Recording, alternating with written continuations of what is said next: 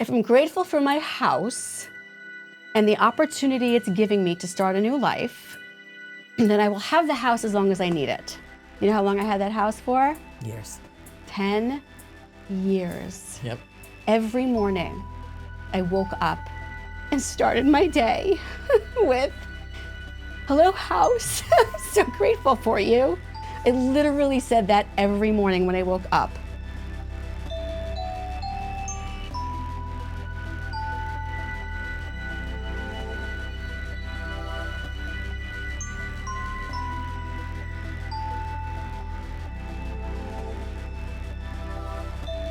Hello, pod people. Welcome to this week's episode of Why Do People Do That? I'm excited today. Yay. Because we're talking about a topic that I find very positive and uplifting. It's something that gives people a sense of something that they can do to make their life better, right? And something kind of simple. It's not really complicated. You know, I mean, people can make anything complicated That's true. if they let themselves get in the way. But anyway, not to keep you all in suspense. Today we're going to talk about gratitude. The science of gratitude, because we are mental health professionals, so we have to make everything about your brain in one way or another. So let's start with, what is gratitude? What are we talking about? What do you think of when you think of gratitude? I guess the first thing I think of is being thankful. Yeah.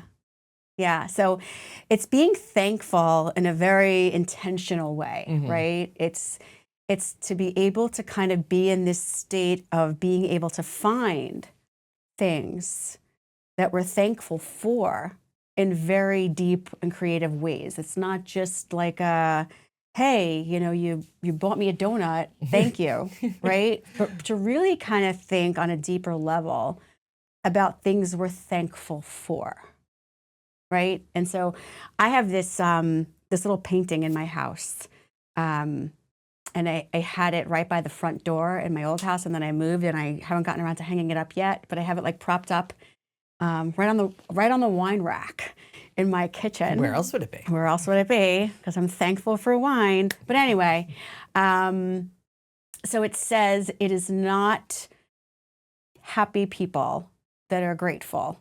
It is grateful. No, it is not. Yes. No. Happy people that are grateful. It's grateful people that are happy. Yes, I am right. I don't know why I tripped myself up. It's grateful people. It's grateful people who are happy, right? So you don't have to first be a happy person to be a grateful person, but becoming a grateful person makes you happier. Is what brings happiness. And I know that there might be a lot of people out there that don't believe that may be in a place in their lives right now that feels bleak or unhappy or uncertain and scary. You know, I know that there's lots of things that people go through, and there's probably lots of people listening that maybe are going through something and find that gratitude is a hard thing to harness when you're in the middle of something. And so it becomes a question of, how do you find gratitude in the darkness? And how do you allow yourself to be a person of gratitude when things are not always going well? You know, is it something that you can do? Is it something that will help? And so, yes, it is. Yes. So, in this week's episode of Why Do People Do That? Why are people looking for gratitude to lift them up and bring them into a happier, more peaceful place in their lives? Why is this something that we are turning to? Why has this become a trending thing? Why do people have gratitude journals? Why are therapists telling their patients to find gratitude in their life? I'd like to really unpack the why and give some people a sense of direction. Okay. I guess the why is that it's scientifically proven to rewire your brain and create new neural pathways. Perfect. I think that's a really good starting off point, right? So yes, people. I know a lot of people look at this kind of thing Not everybody, but a lot of people look at this kind of thing as being a woo-woo kind of a thing. And what do I mean by that? It's sort of just like very spiritual, granola-ish kind of like, oh, let's just be grateful and everything will be okay. And so I really want to talk about the science of it so that we can prove to our skeptics that it really works. So where do we start? So let's start with the science. Okay. Okay.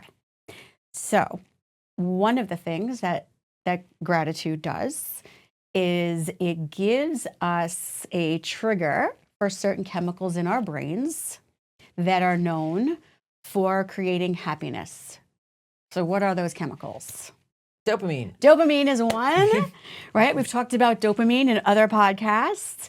It's that reward hormone. It is definitely a hormone that is responsible for happiness. Another one being serotonin, and another one being norepinephrine. So these three neurotransmitters are the neurotransmitters that are responsible for our happiness, right? Yes. So it is important to note that scientists have been able to prove through research, you're talking about scientists doing actual research studies, and they have found that when people practice gratitude, it does actually release these chemicals in the brain. So being grateful actually makes you happier. It actually does, right? So what does that mean, just being grateful, right? So here's an example. Somebody might wake up in the morning and before they even start their day, before they get out of bed, right? They're feeling this sense of dread. Oh, I'm so tired. I don't really want to get up right now. I don't feel like going to work. It's snowing outside. It's cold. I really don't like my job, whatever it is. And they're just feeling, they're feeling the yucks, right? And they don't want to get up. If they start their morning with, what are 3 things I'm grateful for before I get out of bed today? And it can be anything. It can be, I'm so grateful that I have a bathroom in my house and there's a working toilet right there.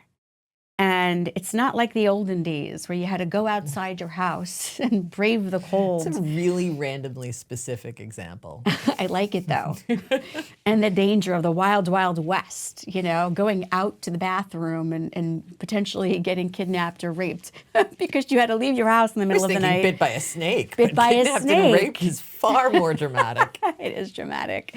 But anyway, it could be something as simple as, thankful for the bathroom. I'm so grateful that there's a nice warm bathroom right there. I'm so grateful for my bed. My bed is so comfortable. The blanket is so cozy. I'm so grateful that I have the money that I need to buy myself this blanket. I'm so grateful that I have my favorite breakfast downstairs in the kitchen. I went food shopping yesterday. The refrigerator's stocked, and I woke up on time to go down there and cook myself some eggs, right? So it could be the littlest things. It could be anything.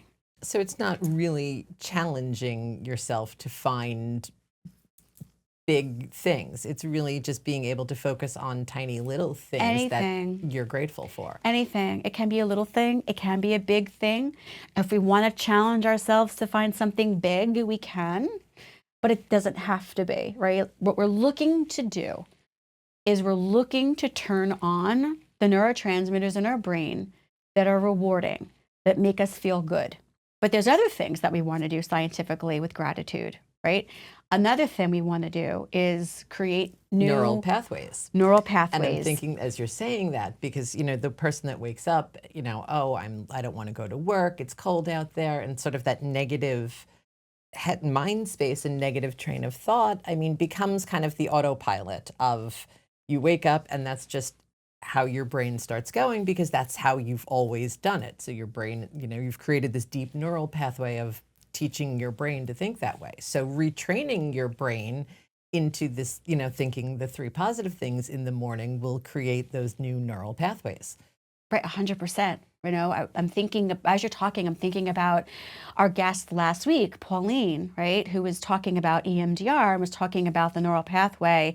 And she used as an example, and I think it's such a brilliant example, where, if you have a green lawn and people are walking across the lawn every day to walk to the front door of the house, and the mailman is walking across the lawn to put the mail, in the mail slot, and everybody that comes over, there starts to create this dent in the lawn, And right? this little path. And so it creates this path. So people come to the house and they see this dent, they see this walkway, and so they walk across it also, because it doesn't make sense to walk in all of the other green grassy areas when area. there's this. But let's go where the dent is. Let's go where the path is, right? So to your point, people create this habit, right? It becomes very habitual. Oh, fuck, I can't believe I have to get up. I'm so tired, so early. This sucks. Oh, I wonder if so-and-so is going to be an asshole today at work. Blah, blah, blah, blah. It's going to be such a long day. The heat doesn't work great there. It's going to be cold, right? If you are used to waking up every day and saying this to yourself, that is the neural pathway that you create.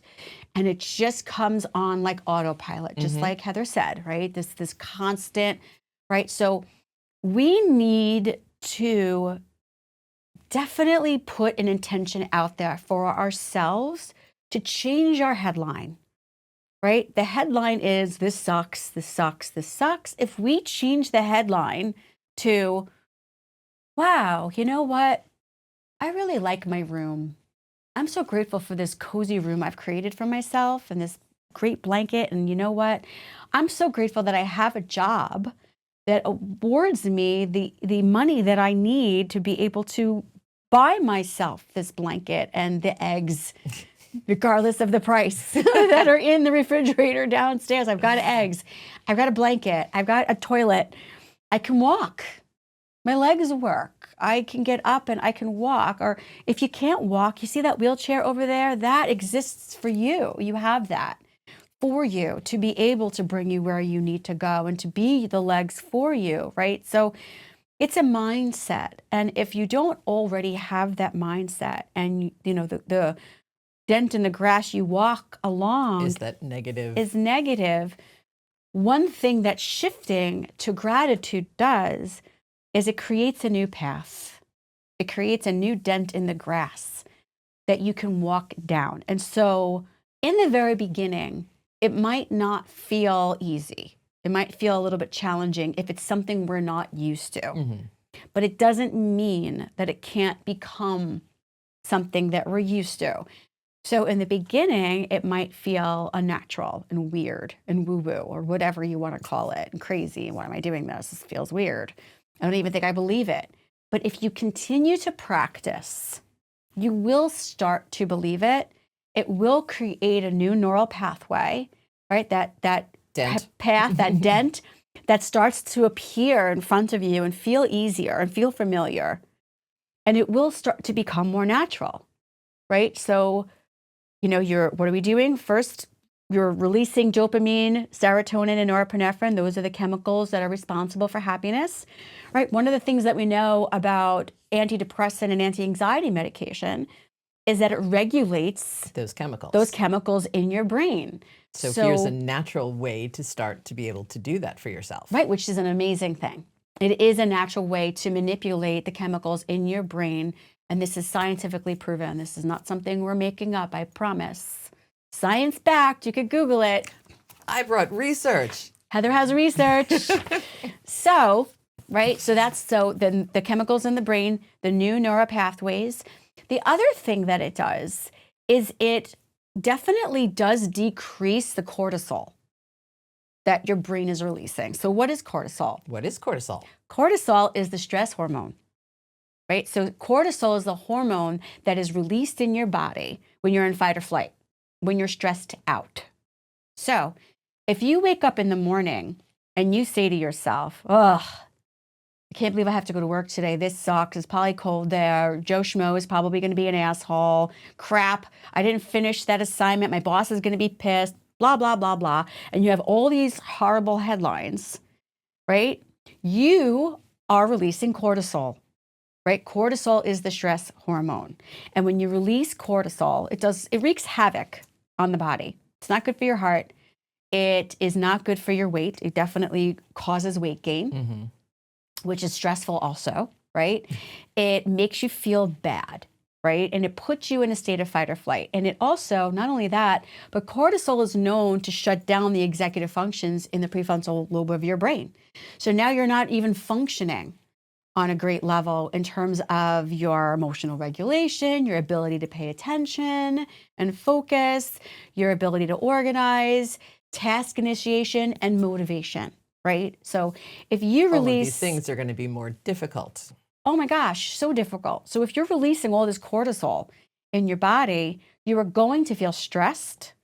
You are going to feel like it's just harder to get started. It's harder to get moving. It's harder to feel motivated. And with that lack of motivation, all you're doing is feeding the depression, feeding the anxiety that already exists, right? It becomes this vicious cycle where you just keep turning and turning and turning in the direction you don't really want to be going in. So how do we fix that? So if you harness gratitude, right, you are actually lowering your cortisol levels, right? Think about it. How different would it feel to wake up in the morning and say, okay, I'm grateful for my job because it awards me the paycheck at the end of the week that I need to buy the eggs, to buy the blanket, to go out with my friends on Saturday, to pay the rent in this apartment that, puts a roof over my head and gives me a place to live. And I might not love everything about it, but these are all the things about it that are good. This is what it does for me in my life. And there's my toilet and My indoor toilet. My slippers. I love my slippers so much. They're such warm and fuzzy slippers, and I'm so lucky that I found them.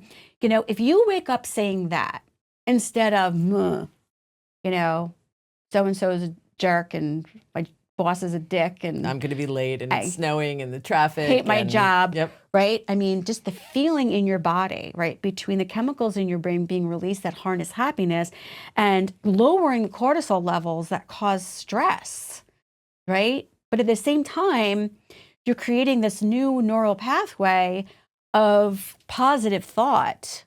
It's an amazing world of difference that you will scientifically feel as opposed to how you feel when you're thinking all the negative thoughts, right?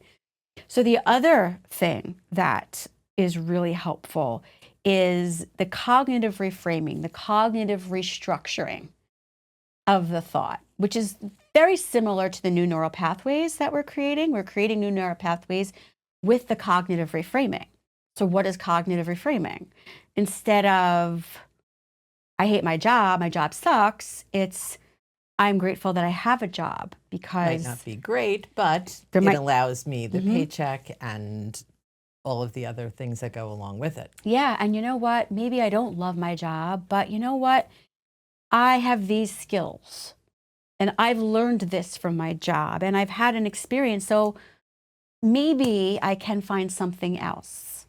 And I'm grateful that I have the skills and the experience and everything that I've learned from this job that I don't like so much, because it might open up another door to a new opportunity, and I have to look for those new opportunities, and I'm grateful for the opportunity. To look for opportunity? To look for opportunity, right? Because we are in control, whether we think so or not, of what we think. We are. Absolutely. All the time. And it's being able to teach our brain to kind of think differently. Yep. So the cognitive restructuring of thought, being able to replace the negative thoughts with the positive thoughts. It's about creating those new neural pathways so that in time, it becomes more natural to us. It's about releasing more positive chemicals and happier chemicals in our brain and decreasing the stress hormone in the brain. So these things alone create the science that proves that gratitude itself actually creates happiness, reduces stress, reduces anxiety, and reduces depression. It also has physical implications as well. Mm-hmm. It will lower your blood pressure. Mm-hmm. It lowers the blood pressure. It's good for your heart.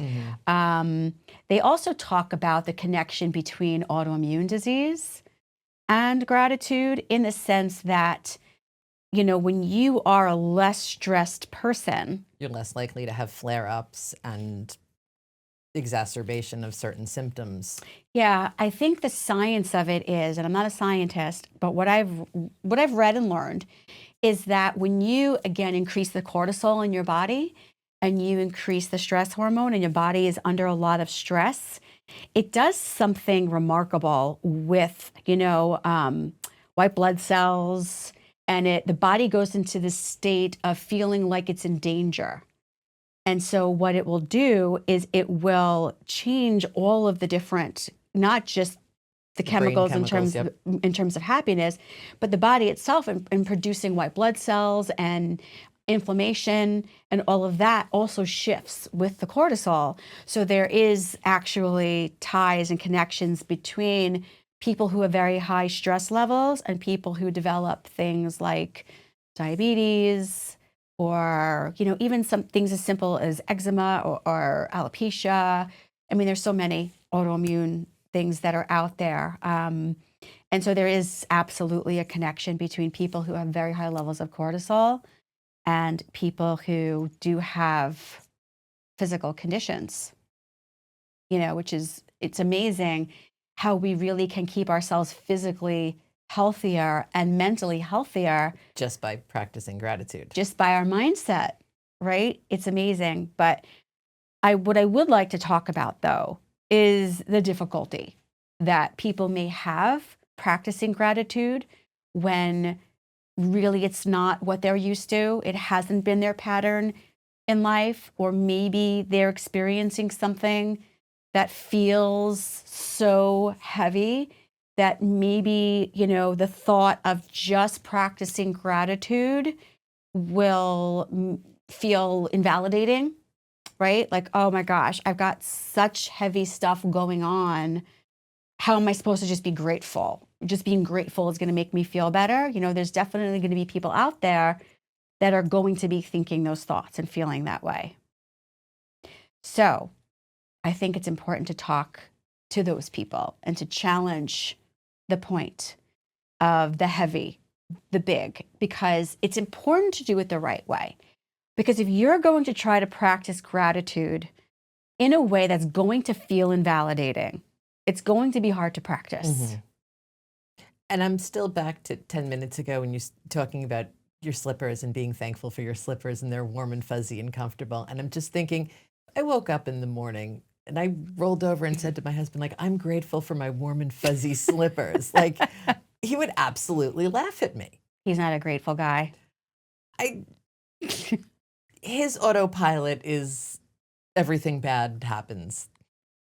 Oh, so he needs this podcast. Absolutely. Yeah. So, there's often a reason why people think those things. Sometimes people do have a series of negative experiences, right? And so it's hard to break out of the habit of waking up every morning with that headline of everything sucks. Mm-hmm. And sometimes people hold on to the headline of everything sucks because they think it keeps them safe, right? If I don't expect good things, I can't be disappointed. If you lower the bar, yep. When everything sucks. I don't want to be surprised with the punch in the face. I'd rather wake up in the morning and punch myself in the face and get it over with, right? Than to be in a good mood and have somebody knock me down, right? The disappointment is too painful. So they keep themselves in a place of pain so that they don't have to deal with the loss of control or the lack of control or the disappointment and how heavy those emotions will feel, right? So it's about being comfortable with discomfort. It's about being willing to challenge yourself. It's about being patient with yourself and know that it does take time to create that new path in the grass, right? Mm-hmm. To create the new path. And sometimes we trick ourselves into believing good things just by practicing them. I remember reading a million years ago, I think it was in like a law of attraction-y kind of a book that I read. I don't know if it was The Secret or one like that. But I remember reading that if you actually practice smiling, it triggers certain chemicals in the brain that make the brain believe that you're happy. So the actual act of smiling Makes you just happy. going, right, makes your brain think you're happy, and you actually do release those really chemicals start to that- feel yep. better because you're actually releasing those chemicals. But again, it might feel invalidating if somebody's really sad to just be like, let's pretend I'm happy, right? But the reality is, if we practice that, if we put ourselves into the practice of the positive thought, of the smiling face, right? Of this place of, let's look around me and find something positive, right? And so what this brings me to is when something really bad happens, when there's devastation in some way or another, and we handle it by trying to look for something positive, right? I think it was Mr. Oh, that's like the Mr. Rogers quote. Yes, Mr. Rogers. Look for the healers. Look for the helpers, right? Look for the helpers, right? So like 9/11, right? A very dark time here in America, right? Which, you know, those of us who were alive at the time will never forget. It was scary and it was dark and it was really, really devastating. And I think that what really got a lot of us through it, that sense of community and people coming out and being willing to help. right, to be able to look at the bravery, right, of the firefighters and the police officers that went running towards the building while everybody was running away from the building. I think that just the focus on that was our salvation, right? Because when you're in such a dark time like that, when something so unthinkable happens, and then you look at, wow, there's some really good people here. There's some really brave people who are really good souls who really care about other people, right? That's what gets you through, right? It's that dark moment. I think finding that positivity and that's something to cling on to. yeah, I think when we collectively also, and we brought this up last week too, went through COVID, right? In the very beginning, before it became political and everyone started fighting about whether or not we should wear masks.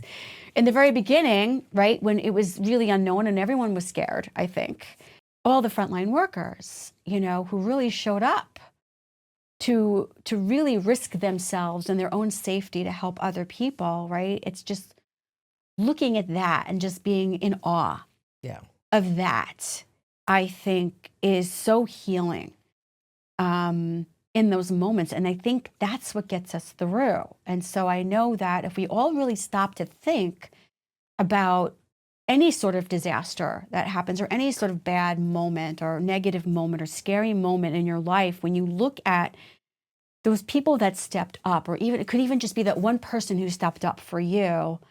And when you put your focus on that instead of the event, when we think about all the people that stepped up to help during COVID and during 9/11, and we think, wow, humanity, right? It feels good. It really helps us through. But that's gratitude. Yeah. That's what gratitude is. And the reason that helps is because of all the things we were just talking about. We're releasing those happy hormones in our brain. We're releasing dopamine and serotonin and norepinephrine.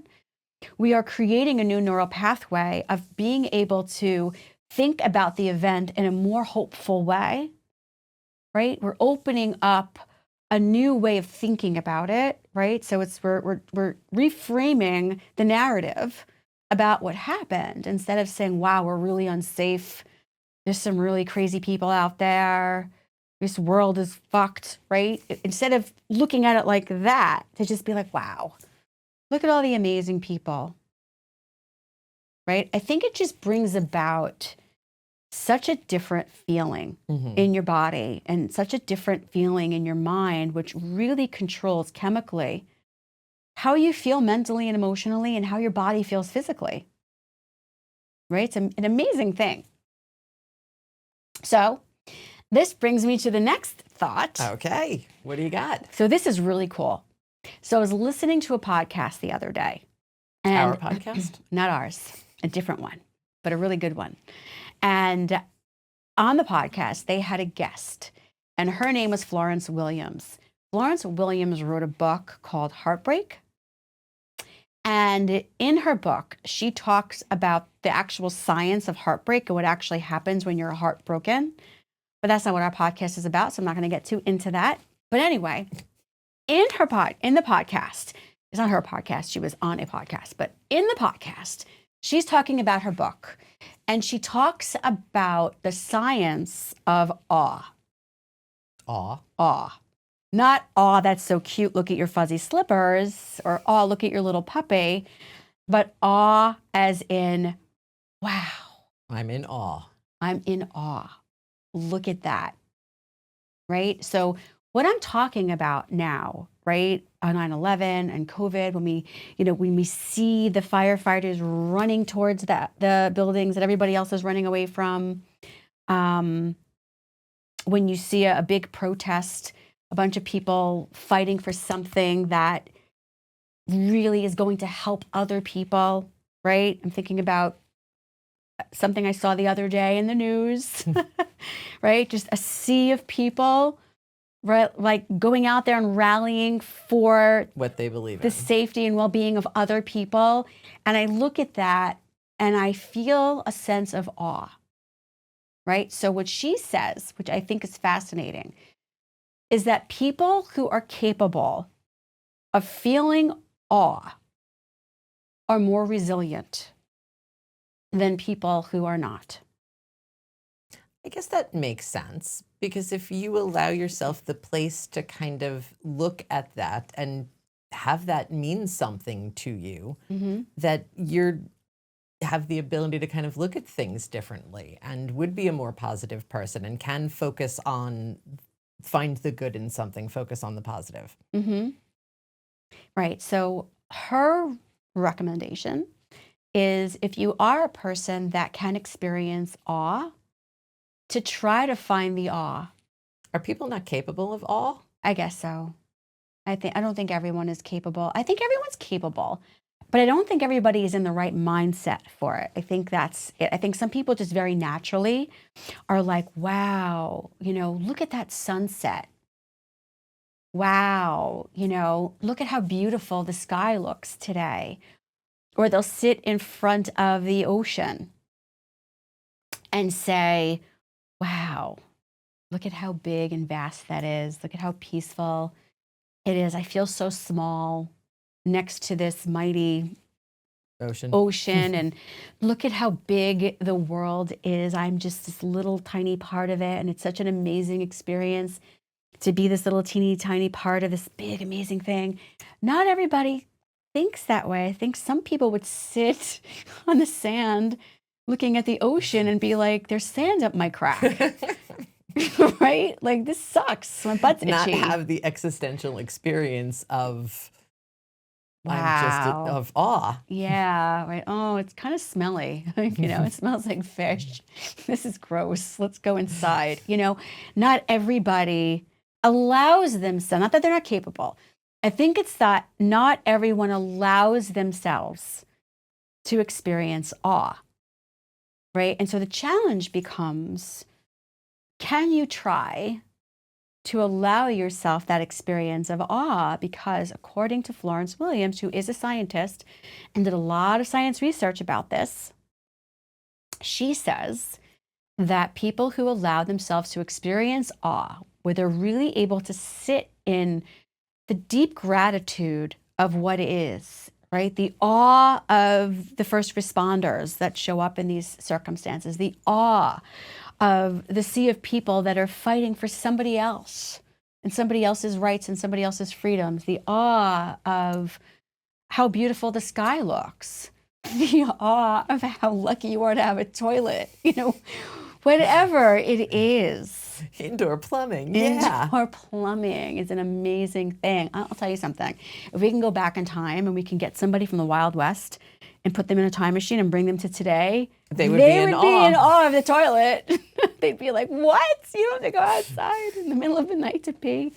Anyway, I'm really stuck on that for some reason. The next time you're watching an old film of the Wild West and somebody goes to an outhouse to pee, you're going to think of me. I will. And be like, wow, I'm really grateful for my toilet.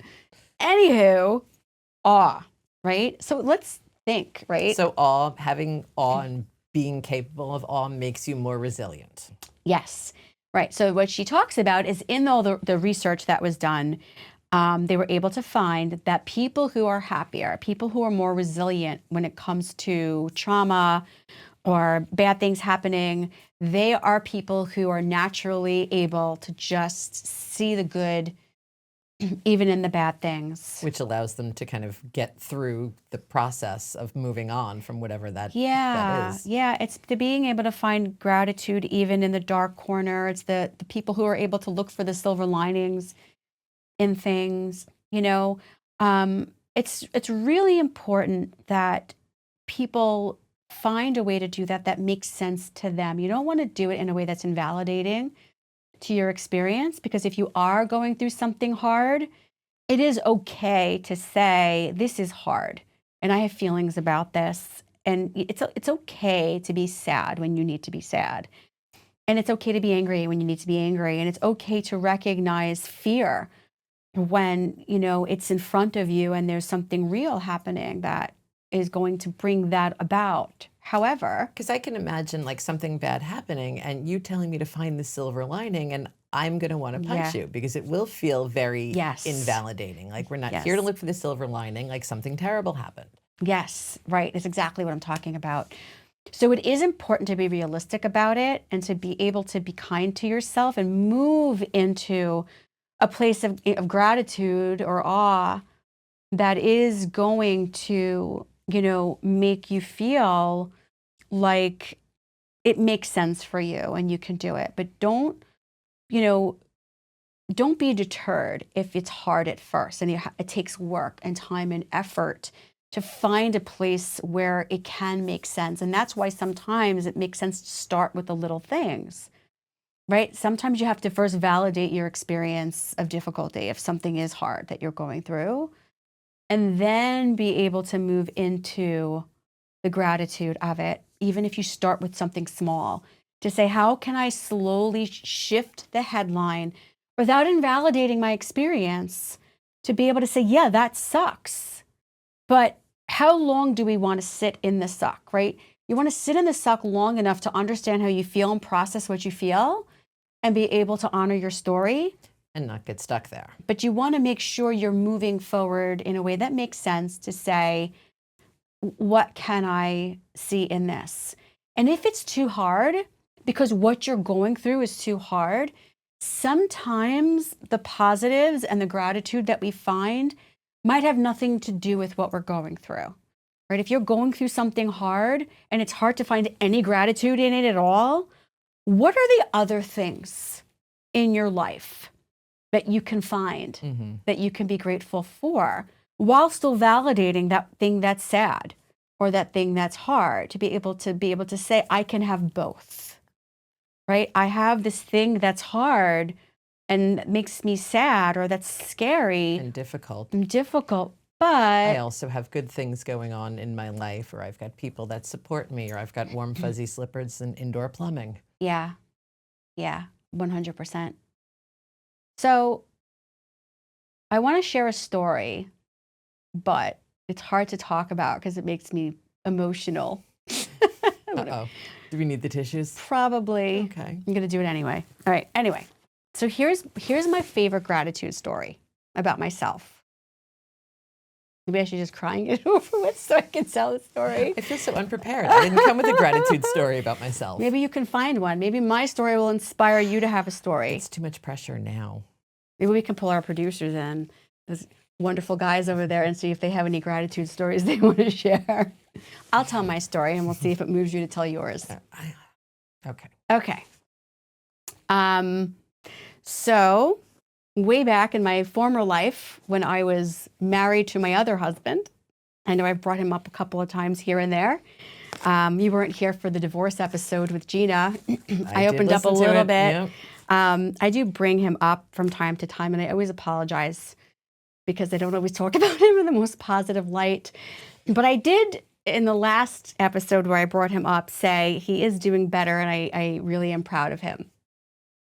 Anywho, when we were married, he had a little bit of a spending problem, and our house went into foreclosure.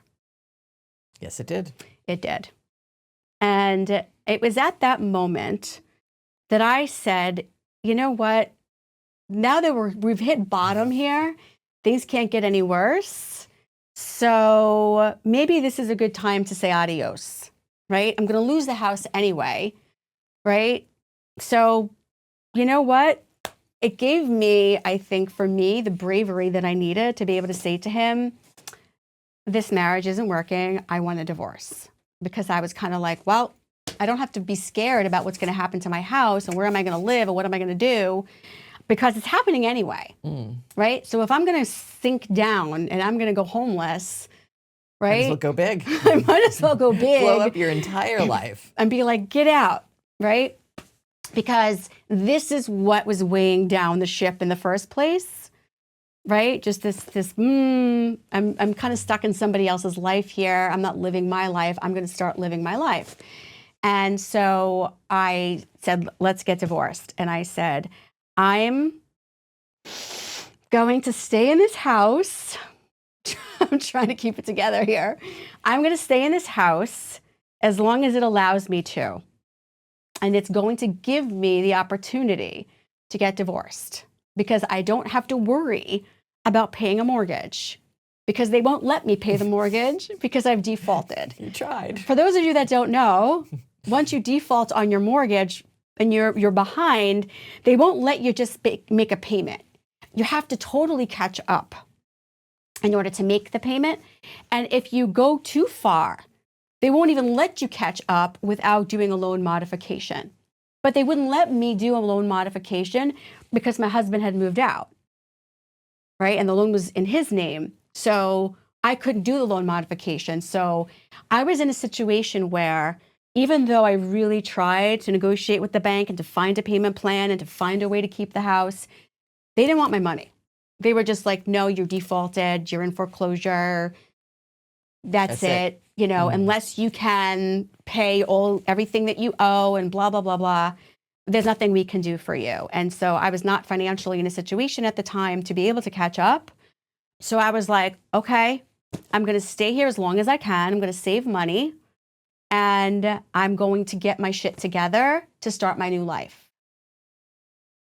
And so I can do this. Yes, you can. I read The Secret. And in The Secret, there was a chapter about gratitude. And I said, I'm going to try this. I'm going to see what happens because The Secret says if you are grateful for things, you'll get more of those things.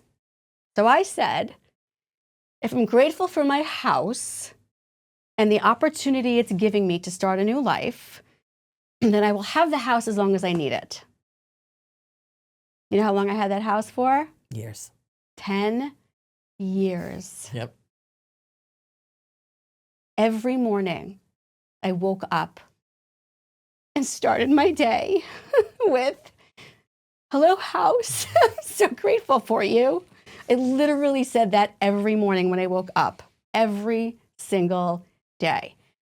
And maybe that magically helped me keep my house for 10 years, or maybe that was just the way things were going at the time with all the foreclosures. It was 2008, and it was sort of like this crazy time in the world of foreclosures. So it might have been a coincidence, but it might have been a law of attraction. Yeah.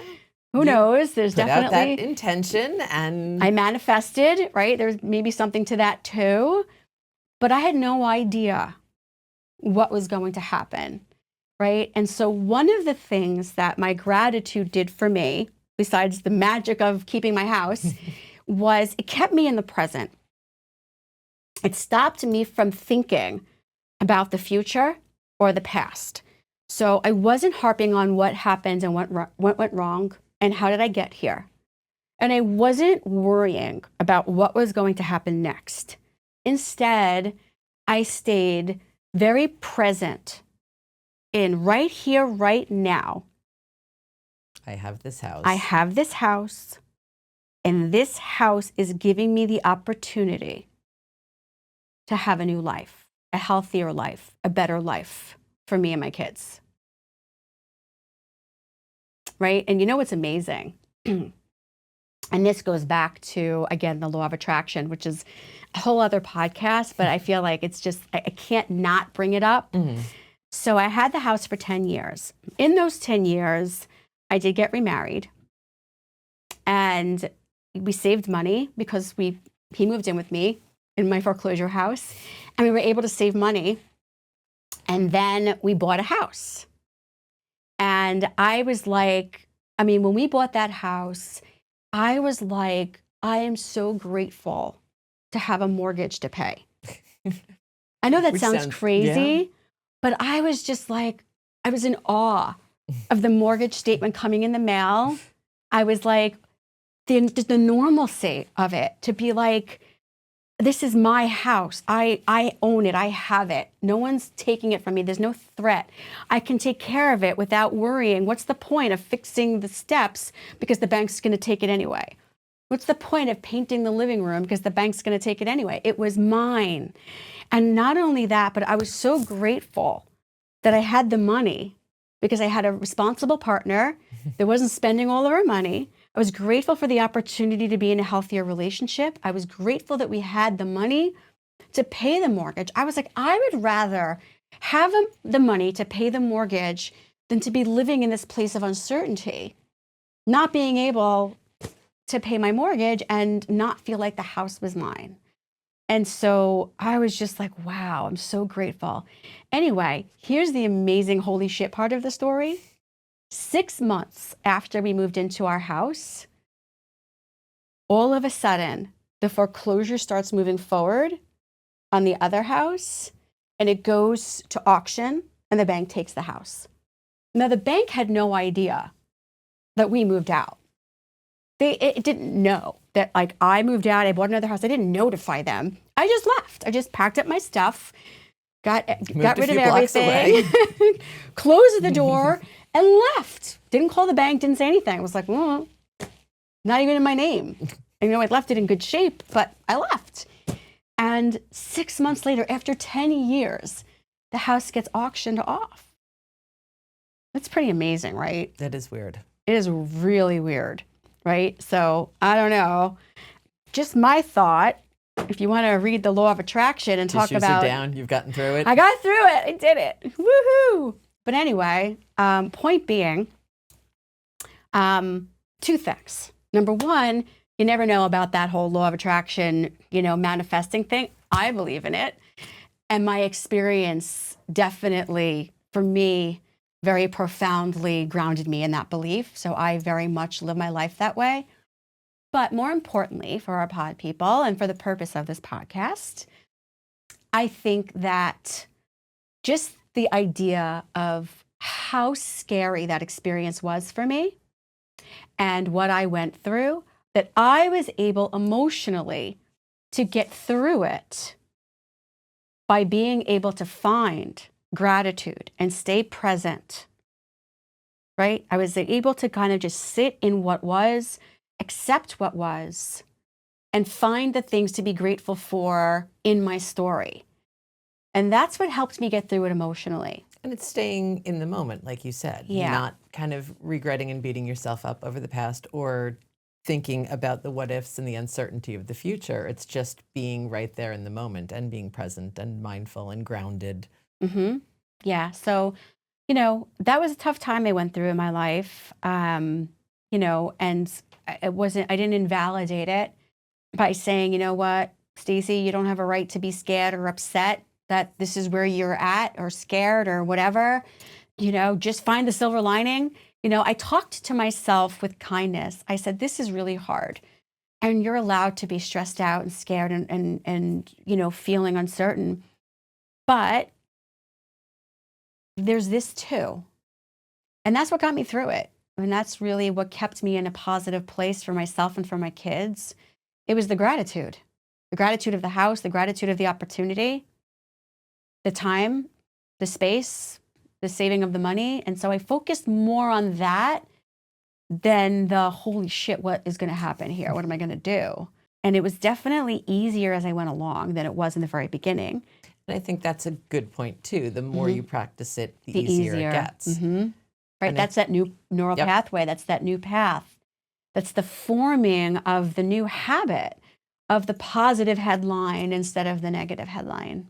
And I think one of the easiest things to do is like gratitude journals. Yeah. They're all over Amazon. You can print off pages, but having like journaling prompts, because it does feel unnatural and difficult and challenging and sort of weird to, to have, like, what am I going to do? It seems so big and giant to have, what can I be grateful for? So having those prompts, which kind of guide you into, different areas, like, what are 3 things you can be grateful for in your home, in your relationships, with your children, with your pet, whatever.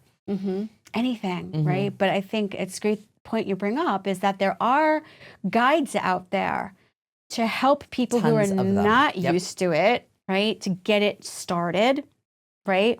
So it's interesting because research finds that even people who go to therapy, if they practice gratitude and their therapist helps them practice gratitude in their therapy, regardless They're more of what successful modality. in their therapy, and they move forward quicker. Yep, 100%. It's in my research.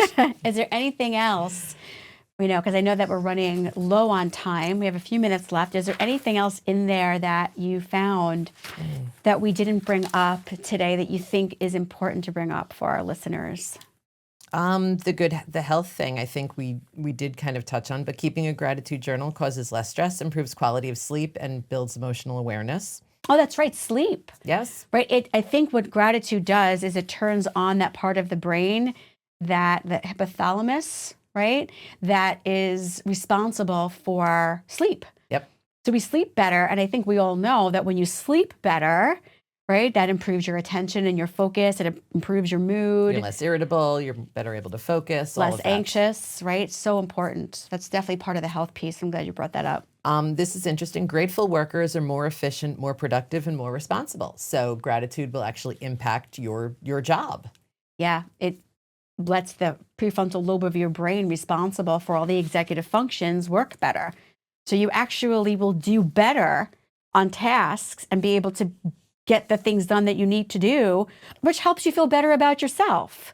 And when we feel good about ourselves, right, only positive, good things come from that. This, you had said before, the effects of gratitude when practiced daily can be almost the same as medication. Reduces a feeling of long-lasting happiness and contentment. Our brain releases dopamine, serotonin, 2 crucial neurotransmitters responsible for our emotions that make us feel good. They enhance our mood immediately, making us happy from the inside. We can help these neural pathways to strengthen themselves and ultimately create a permanent, grateful, and positive nature within ourselves. So, like you were saying, the more you practice it, the more you do it, the easier it becomes. And it replaces that new path has now replaced that old negative path. Yep. But wait, there's more. Ooh, there's more. Yes. Pain. 16% of patients who kept a gratitude journal reported reduced pain symptoms. Yeah. Well, you know what? What? If Tell me. if it's managing the release of hormones in the body, and it's controlling the release of chemicals in the brain, then it's going to definitely affect how we feel in our body, right? I think, it was that Florence Williams person who wrote that book, Heartbreak, right? In the same podcast, she talks about emotional pain and how the brain actually recognizes emotional pain as being just as serious as physical pain. Pain, right? We know the human mind takes emotional pain just as serious as it takes physical pain. So, the reduction in cortisol and the increase in dopamine and serotonin and norepinephrine is going to naturally reduce the amount of pain that we're feeling emotionally. And, we experience emotional pain somatically. We'll feel it in our body. We'll actually have physical aches and pains. People will sometimes actually have physical symptoms in their heart. They'll go to the hospital sometimes thinking that they're having a literal heart attack because of the emotional pain that they're experiencing. And that's because the heart actually does get flooded with chemicals that creates actual pain in the chest.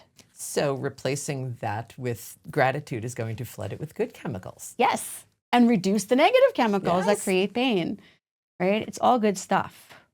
Gratitude fosters adaptive coping mechanisms. There's a whole section here that we're not going to get to on grief management with gratitude. Yeah. Which is a whole other thing. And like you were saying before, allowing yourself to kind of be in that, something horrible happened, but finding some gratitude in that without invalidating that negative Yeah, experience. it's just like everything else. If you want to attach it to grief, it's being able to hold two things true. I'm so sad that this person is gone, but I'm so grateful for those last moments we had together. I'm so grateful for all the time I had with them. Or even I'm grateful that for the people who showed up for me and are there for me and are supporting me through this. Yeah, I'm grateful for the nurse that was so helpful in the hospital and held my hand and it was there for those last moments. And the bagels that my friend sent. Yeah, the bagels that my friends sent. All of it, right? The dessert that my friends brought to the Shiva call, right? All of it. There's always something To be grateful for. that we can find to be grateful for. And if we allow ourselves awe, right? If we allow ourselves to be the people that can find the beauty even in the ugly, right? We are going to be more resilient. And going to be ultimately happier people. Yeah. It really just comes down to if it's not something you're used to, be patient with yourself, give yourself the time to create the new path that you walk down, because we can create new habits if we put the intention out there. And acknowledge that it's going to feel kind of awkward and uncomfortable. Yes. But it's not woo-woo. No. It's science. There's science. Science. It's science. There's so much more. Anything Notes. super important that we can leave our viewers with in terms of next steps or actions that we haven't already talked about that you see in your little list there that you want to throw out there in our last few minutes? Practicing gratitude doesn't mean we will always be happy and delighted. Gratitude asks us to accept that we are sad and focus on how to reduce it. We don't expect miracles when we write a gratitude journal. We just get a closer view of the right things that still exist in life. Yeah, it's holding both true, right? It's being able to find balance, right? Like we were saying earlier, you're not going to invalidate your sadness or your anger. You're still going to feel normal human emotions, right? We're still going to feel hard feelings. But gratitude helps us to be more resilient in being able to handle those negative things when they come up, right? Distress is always going to exist from time to time. It is what it is. It's part of the human experience. But if we want to be resilient in getting through distress, whatever is causing it, having the right mindset can be helpful and Practicing create gratitude, can help us to better manage that. 100%. So gratitude, it's science.